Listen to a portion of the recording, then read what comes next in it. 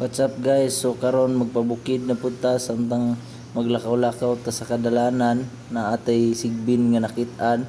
So tanaw-tanaw tas kilid-kilid kung naabay tag iyang makita wala. So ako na lang gikuha. Nakatilaw na ba mo og kaldereta nga sigbin? So kung wala pa tan-awa ni nga video.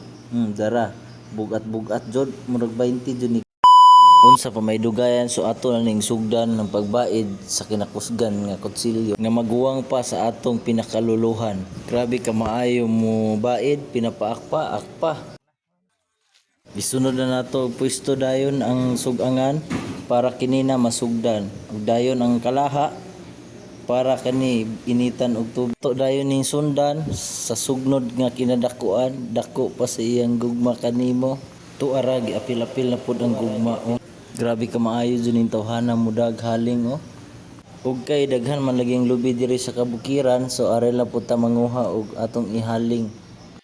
Giara nagdilaab-dilaab na ato na ning sigaan. Nas butangan na nato sa tubig para kini na mo init ug ato nang masugdan. Yara man day ang tag-iya sa sigbin pero okay ra nakakaon man pud siya. Bahalag ato ang gikawat iyang sigbin. Bahala nag -10 ta sa Ginoo basta +1 ta sa tag-iya.